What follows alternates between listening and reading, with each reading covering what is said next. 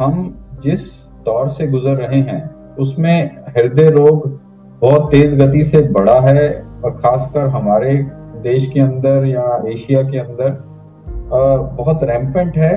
और दूसरा चौंकाने वाला फैक्ट ये भी जो आप अपने प्रोग्राम के जरिए बता रहे हो कि यंग जनरेशन में हार्ट अटैक के मामले बहुत तेज गति से बढ़े। सो कोविड एक ट्रिगरिंग पॉइंट मैं मान सकता हूँ, बट कोविड बेसिक रीजन नहीं है। कोविड के बाद यस, थोड़ा जिनको कोविड हुआ, 1 या 2 बार हुआ, तो कहीं ना कहीं वो अरिथमियास, जो life threatening rhythm problems heart की होती हैं, उसका सेंसिटिविटी बढ़ाते हैं, और थोड़ा सडन कार्डियक डेथ का इंसिडेंस यंग जनरेशन में आया है। बट कोविड को हम एक तरफ रखें अगर, तो जिस दौर इस प्रेजेंट टाइम के अंदर जो हमारा यूथ है वो वैसे भी बहुत वल्नरेबल है हार्ट डिजीज के लिए। उसके बड़े सारे फैक्टर्स हैं, मैं मानता हूँ। बाकी सब फैक्टर्स को, जैसे डायबिटीज, ब्लड प्रेशर, स्मोकिंग, ये तो सबको पता है फैक्टर्स हैं। बट एक स्ट्रेस, जो एम्बिशियस लाइफस्टाइल आजकल का यूथ लीड करना चाहता है, जो कट थ्रोट कंपटीशन है, जो तेज गति से अपने टारगेट्स को अचीव करना का एक एम्बिशन है, वो कहीं ना कहीं स्ट्रेस को इतना बढ़ा रहा है कि वो भी एक ट्रिगरिंग पॉइंट है हार्ट अटैक के लिए, और यंग जनरेशन में स्पेशली। अब आप देखोगे अगर, तो 25 से 40 साल का जो एज ग्रुप है वो ज्यादा एम्बिशियस है। उसके बाद थोड़ा एम्बिशन सेटल होते हैं, थोड़ा लाइफ का रफ्तार शायद धीमा होता है। तो आजकल ये पैराडॉक्सिकल है, यंग जनरेशन के अंदर जो हार्ट अटैक्स और सडन कार्डियक डेथ्स बढ़ते जा रहे हैं, और उसका मेन रीजन मैं ये मानता हूँ, इसको कहीं ना कहीं ठहराव की जरूरत है, थोड़ा उनमें और अच्छा अवेयरनेस और अच्छे लाइफस्टाइल को पैदा करने की जरूरत है। पहले हम ये मानते थे कि 50 के बाद लोग वल्नरेबल हैं, बट आजकल मैं मानता हूँ anybody who is beyond 30 years of age is vulnerable for heart attacks and heart events because of expanding horizons of risk factors in their life. So everybody is vulnerable. अब कहानी यहाँ से शुरू होती है, जब हम लोग सब रिस्क पे हैं और वल्नरेबल हैं, और हम ये माने भी, मैं तो आधा घंटा का मैंने थोड़ा एक्सरसाइज कर लिया, बट उसके बाद मैं 10 सिगरेट पी लूं, this is not acceptable. This is not going to give them a healthy life और हेल्दी हार्ट। जो डाइट का बात करें, तो हमें 28 days a month बिल्कुल इसको एडहियर करना पड़ेगा, जो अच्छा लाइफस्टाइल है, जिसमें हेल्दी डाइट आएगा, जिसमें डेली उठ के इनर्शिया को पीछे भगा के अपना एक्सरसाइज करना और रनिंग या ब्रिस्क वॉकिंग करना होगा, जिसमें बिल्कुल स्मोकिंग का कोई रोल नहीं होगा, जिसमें स्ट्रेस अच्छा मैनेज करना होगा। जब ये करें तो 1 या 2 दिन आप डाइटरी थोड़ा अपने टेस्ट के अकॉर्डिंग जा सकते हो, but 28 days you have to adhere to a very good lifestyle. Only then you can expect a good healthy heart.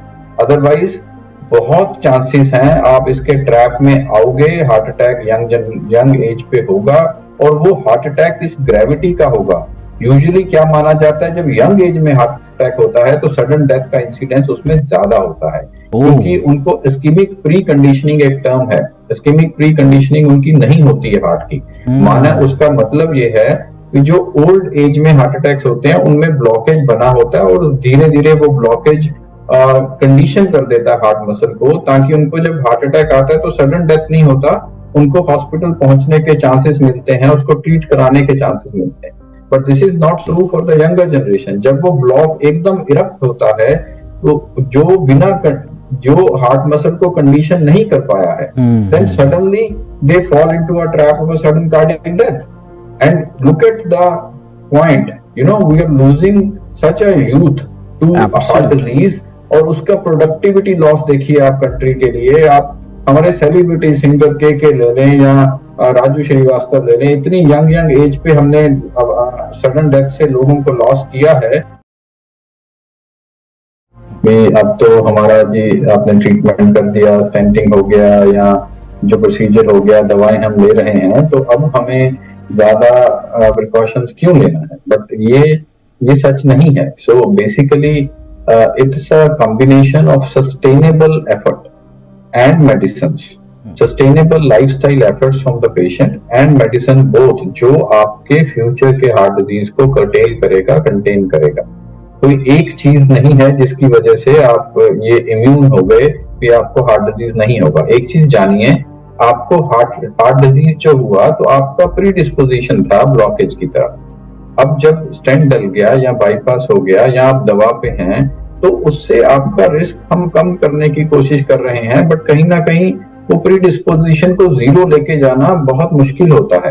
तो सारी चीजें जब मिलके एक्ट करेंगी, जिसमें सारा लाइफस्टाइल, डाइट, एक्सरसाइज और मेडिसिन, स्टैटिन्स और एस्पिरिन और ब्लड थिनिंग मेडिसिन सब कुछ आता है, तब जाकर हम सिग्निफिकेंटली आपके हार्ट के रिस्क को कम कर पाएंगे, एक चीज से नहीं। और एक चीज मैं एड ऑन ये करना चाहूंगा स्टेटमेंट, जो पेशेंट्स जो रिस्क पे हैं, जिनका लिपिड बड़ा है, जिनकी फैमिली में हार्ट डिजीज है, बहुत जरूरी है वो जो एडवांस स्क्रीनिंग टेस्ट है, हम लोगों को इस पे ज्यादा एम्फेसिस देना चाहिए कि हमारा सीटी कॉर्नरी एंजियोग्राफी का जो थ्रेशहोल्ड है इन पेशेंट्स के लिए कम होना चाहिए, उनको एडवाइस करने के लिए। मैं ये मानता हूं, अगर हमें ये पता हो जो रिस्क पे पेशेंट्स हैं, पॉजिटिव फैमिली हिस्ट्री या कोलेस्ट्रॉल हाई या स्मोकिंग वाले, अगर हमें पता चलता है उनकी धमनियों में 50-60% का ब्लॉकेज है और वो पेशेंट भी ये जानता है, तब उसको वो प्रिकॉशंस और वो रिस्ट्रिक्शंस लेने का जो मोटिवेशन है वो अलग होता है। बहुत इंपॉर्टेंट बात जब तक उसको नहीं पता, वो ये सोच रहा है मेरे में तो कोई दिक्कत ही नहीं है, मैं तो थोड़ा सा कोलेस्ट्रॉल ज्यादा था, दवा ले लिया, मैं स्मोक करूं। But once he knows that he is harboring 60% blockage in his main artery LAD, तब जाकर उसको लगेगा ये कहीं हार्ट अटैक का नुकसान कर सकता है। तब his efforts to control his risk factors, to rectify his risk factors, बहुत इंपॉर्टेंट बात आपने बोली सर, और वही हमें चाहिए।